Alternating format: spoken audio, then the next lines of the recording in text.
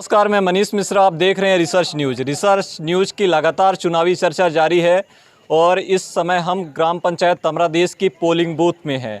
तमाम हमारे साथ प्रत्याशी भी हैं और यहाँ की जनता भी है। तमाम जनता से जानेंगे कि इस बार उन्होंने किनको चुना है और किन मुद्दों को लेकर उनको वोट किया है। तो लगातार चुनावी चर्चा में हम यहाँ के क्षेत्र की जनता से, खासकर यहाँ के प्रत्याशी से सीधा संवाद करेंगे। तो सबसे पहले राजेश जी, आप सरपंच पद हेतु नामांकन दाखिल किए, आज चुनाव हुआ, तो आप किन मुद्दों को लेकर इस बार लड़ रहे हैं चुनाव? इस पंचवर्षीय योजना में मैं 2022 के चुनाव में अपने उत्तर टोला के रास्ते को विशेष मुद्दे को लेकर चुनाव लड़ रहा हूं, जबकि दूसरे प्रत्याशियों ने मुझे काफ़ी नकारात्मक तरह से विरोध करते हुए निगरानी में आउट नज़र से देखते हुए इस टोले को ये मानते हैं कि ये लगता है कि तमरादेश से बाहर है। पर फिर भी मैं यहाँ से प्रयास कर रहा था कि यदि मुझे भी मौका मिला, यदि मैं भी सरपंच हो गया तो तमरा को, इस टोले को उठाते हुए उस टोले के स्तर में बराबर देखूंगा। जो उस टोले या प्लाट के किसी भी जनता के समूह में मेरा किसी प्रकार का अंतर नहीं रहेगा, चाहे मेरे घर का हो, चाहे किसी भी समाज का स्तर का हो, लेकिन मैं सभी को एक समानता से देखना चाहता हूं। आपका कहने का मतलब सीधा है कि अभी उत्तर टोला पिछड़ा हुआ था, क्योंकि इसको आउट ऑफ एरिया है, मतलब कि जो तमरा पंचायत है उससे हटके है, तो इसको अलग रखा जा रहा है। इस क्षेत्र का उतना विकास और विस्तार नहीं हो पाया है, ये आपका प्रमुख मुद्दा है? जी, ये प्रथम मुद्दा है। इसके अलावा क्या है? इसके अलावा भी है कि जो इस एरिया से हम लोगों को, किसानों को, एक उमरी तालाब से रामपुरा पहुँच मार्ग के लिए एक रास्ते की योजना मैं स्वयं सर्वे करके पूरी तैयारी किया, पटवारी को रिकॉर्ड दिया उसके उपरांत भी अभी वो काम आगे को नहीं बढ़ा है।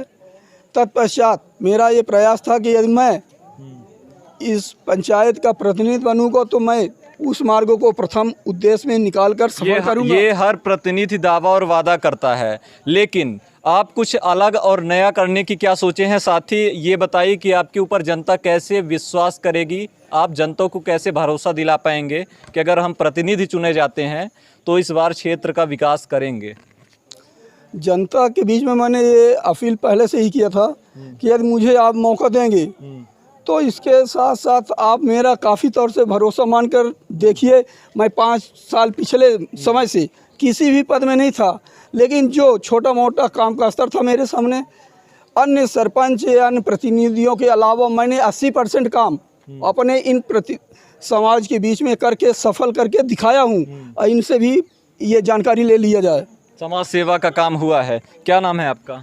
हमारा नाम है शिवालाल मिश्रा। इस बार आपने वोट कर दिया? जी सर। किन मुद्दों को लेकर वोट किया?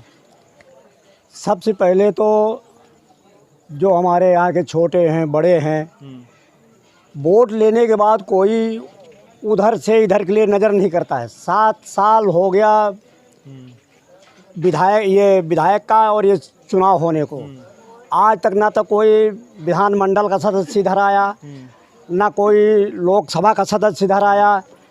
कब आएंगे? जब उनको वोट की आवश्यकता पड़ेगी। इसलिए हम लोगों ने सब ये ठान करके वो किया है कि अगर हमारे यहाँ का व्यक्ति प्रतिनिधित्व करता है तो हम लोग उनके खिलाफ एकजुट होकर आवाज़ उठाएंगे और इस टोले को दूसरे जगह के बराबर करने की कोशिश करेंगे। इस क्षेत्र के पिछड़ने की वजह क्या मानते हैं आप? क्यों पिछड़ा हुआ है अभी तक? अब ये तो सारा काम उन लोगों के, बड़े लोगों के हाथ में सौंप दिया, तो उसमें तो अधिकार पूरा उनका है। हम लोग चाहे चिल्लाते रहें, दो चार मरतबे यहाँ धरना भी हम स्वतः किए हैं। लाइट के लिए 1 महीना से यहाँ लाइट की वो समस्या है कि मैं क्या बताऊँ। ये पोलिंग बूथ यहाँ है, आप इनसे पूछिए 24 घंटा में क्या गुजरी ही इनको मुसीबत। लाइट की भी समस्या है। हमारे साथ युवा लोग भी हैं। आपका क्या नाम है और किन मुद्दों को लेकर इस बार वोट किए हैं? हमारा नाम संदीप कुमार गुप्ता है।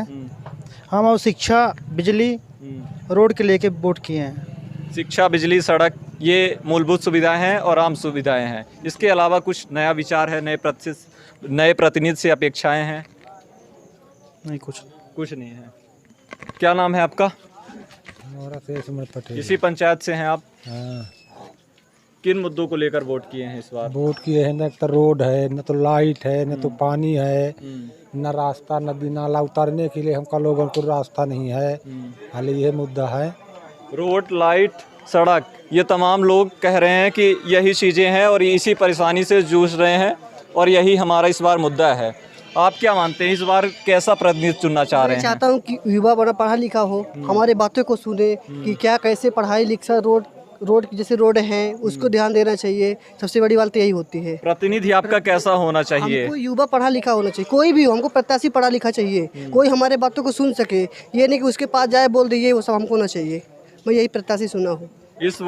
इस बार वोट किन चीज़ों को लेकर हुआ है? क्योंकि कहीं कहीं जातिगत आधार पर, धार्मिक आधार पर और पैसा रुपया, फिर ये सारी चीज़ें, लेकिन इस बार वोट नहीं ये नहीं। हम बोल दिए ना कि हमको प्रत्याशी ऐसा चाहिए कि जो पढ़ा लिखा हो, बढ़िया समझदार हो, जाने समझे, कहीं भी बातें उठा सके, बोल सके। ये नहीं कि ऐसा हमको प्रत्याशी चाहिए कि कहीं बोल ना सके, अपना काम देके बस हो गया, ऐसा नहीं चाहिए हमको। उस प्रतिनिधि से अपेक्षाएं क्या क्या हैं? क्या अपेक्षाएं, उससे क्या अपेक्षा रखते हैं कि इस बार क्षेत्र में अगर ऐसे प्रतिनिधि मैं तो यही आशा रखता हूँ कि हमारे मतलब रोड की सफाई करवाएंगे, रोड बनवाएंगे, हर चीज़ का ध्यान देंगे। मैं यही प्रत्याशी चुन रहा हूँ, अब क्या सुनेंगे। तो लगातार हम तमाम प्रत्याशियों से बात कर रहे हैं, उनसे चुनावी रुझान जान रहे हैं कि इस बार गांव की सरकार कैसी बनेगी और गांव की इस सरकार में उन तमाम युवाओं की भी महत्वपूर्ण भूमिका है जो युवा इस बार प्रतिनिधित्व कर रहे हैं। क्योंकि युवा इस चुनाव में पंचायती त्रिस्तरीय चुनाव में इस बार जिस तरीके से उभर कर सामने आ रहे हैं, उस तरीके से ही लगातार उनका लोग सहयोग और सपोर्ट भी कर रहे हैं। तो लगातार रिसर्च न्यूज़ की चुनावी चर्चा में बने रहिए। तब तक के लिए धन्यवाद, नमस्कार।